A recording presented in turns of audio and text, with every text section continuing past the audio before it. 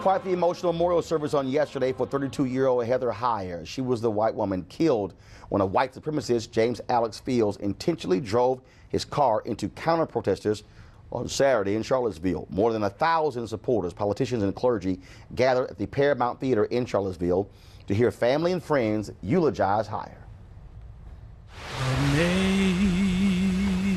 Amazing grace. Did I ever tell you how much I loved you?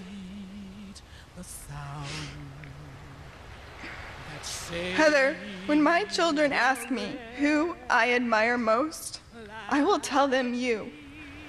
My baby cousin, who is larger than life and too good for this world. Did I ever tell you how much you taught me? That you don't have to be a world leader, Nobel Prize winner, or CEO to change the world. Just be one person willing to show compassion to another. No father should have to do this. But I love my daughter. And as I look out on you guys, you loved her too. She was kind of hard that way. It's hard not to love.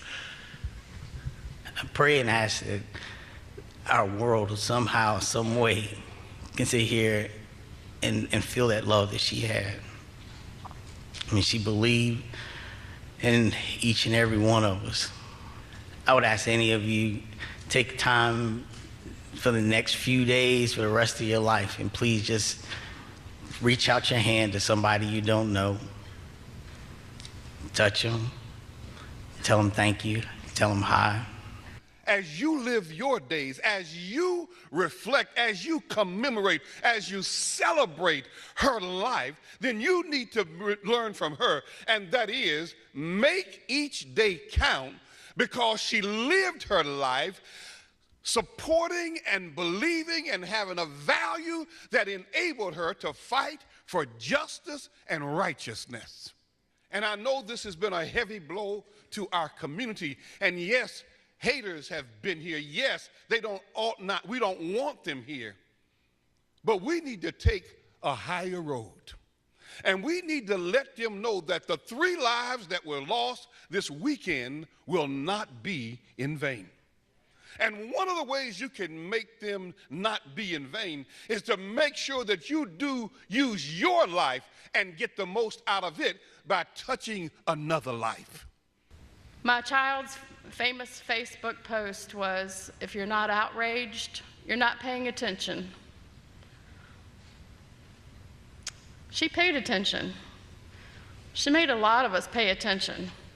And I think the reason that what happened to Heather has struck a chord is because we know that what she did is achievable. We don't all have to die. We don't all have to sacrifice our lives. They tried to kill my child to shut her up. Well, guess what? You just magnified her.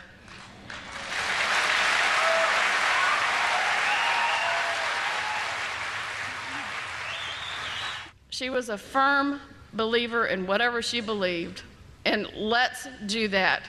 Let's find that spark of conviction. Let's find in ourselves that action. Let's spread this. Let's have the uncomfortable dialogue. We are going to have our differences. We are going to be angry with each other. But let's channel that anger not into hate, not into violence, not into fear, but let's channel that difference, that anger, into righteous action. I'd rather have my child, but by golly, if I got to give her up, we're going to make it count.